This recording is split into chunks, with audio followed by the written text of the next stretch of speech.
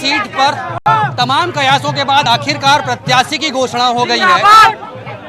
विधायक प्रकाश नायक को दूसरी पारी खेलने के लिए पार्टी ने फिर से टिकट दे दिया है और टिकट मिलने के बाद रायगढ़ पहुंचे हुए हैं। शक्ति पालन की तैयारी है। आप देखिए, तस्वीर आपको दिखाऊंगा कि किस तरह से उत्साह कार्यकर्ताओं में नजर आ रहा है। ये कोशिश की जा रही है कि सब कुछ ठीक ठाक है। सभी चेहरे, जो तमाम कद्दावर चेहरे थे जो टिकट मांग रहे थे, वो भी इस जगह पे मौजूद हैं। सबसे पहले आपसे जानना चाहूंगा, पार्टी ने फिर से आप पर विश्वास जताया, क्या कहेंगे?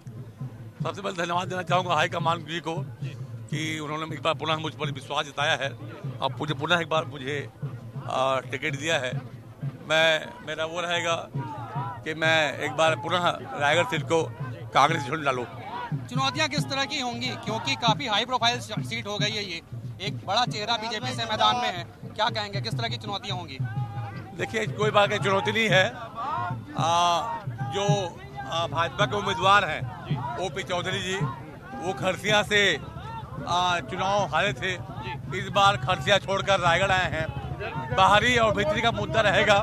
बाहरी आदमी को जनता स्वीकार नहीं करेगी।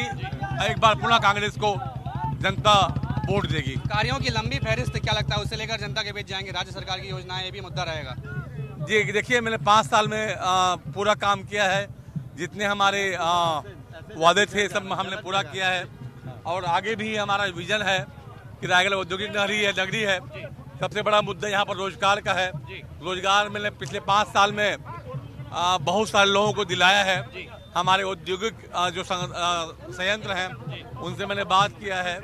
आगे भी मेरा मुद्दा रहेगा कि स्थानीय युवाओं को हमारे उद्योगों में रोजगार मिले। कुछ बड़ा वादा करना चाहेंगे, क्योंकि 5 साल रहे हैं, जनता के बीच भी आप रहे हैं, लगता है कि वो काम पूरा नहीं हो पाया है और जनता फिर से चुनती है तो वो बड़ा काम जरूर करेंगे आप? बिल्कुल। रायगढ़ में एक रिंग रोड की आवश्यकता है, उसे मैं पूरा करूंगा। ये मेरा वादा है।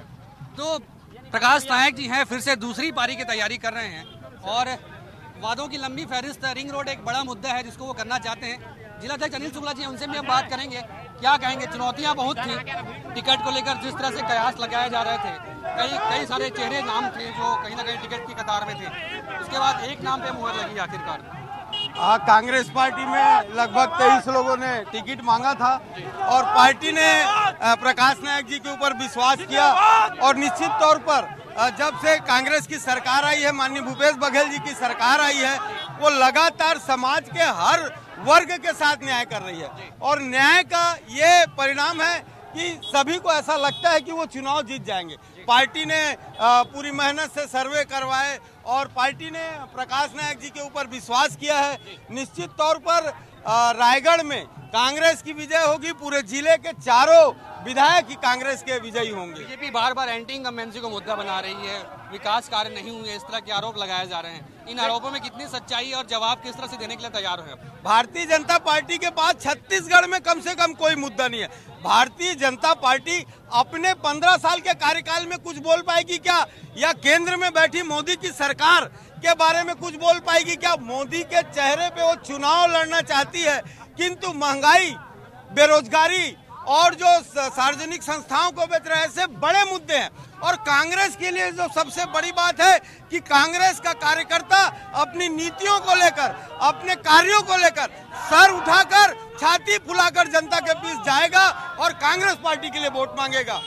माननीय भूपेश बघेल जी के कार्यों को लेकर छत्तीसगढ़ की जनता ने उनके ऊपर भरोसा किया। भरोसा इस बात का कि जो कहा उसको पूरा किया, और भरोसा भारतीय जनता पार्टी का टूटा क्योंकि जो कहा वो पूरा नहीं किया। प्रतिद्वंदी को लेकर कुछ कहना चाहेंगे? बड़ा चेहरा है, किस तरह से निपटेंगे?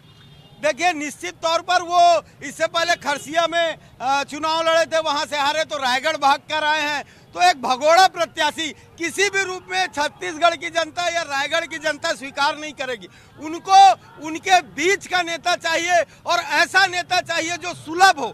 क्या वो विधायक बनाने के बाद उनको खोजते फिरेंगे रायपुर दिल्ली? क्या वो अपने काम के लिए क्या बायंग जाएंगे? जो यहाँ का रहने वाला नहीं है, किराए से आया है, किराए का मकान लिया है, किराए का दुकान लिया है और यहाँ पर चुनाव लड़ने के बाद अपनी दुकान मकान समेटकर वो बाहर निकल जाएंगे। जीत को लेकर कितने आश्वस्त हैं? अब तो स्थिति स्पष्ट हो गई है ना रायगढ़ विधानसभा सीट की। 100% हम लोग रायगढ़ में विजयी नहीं होंगे, अपितु पूरे छत्तीसगढ़ में होंगे।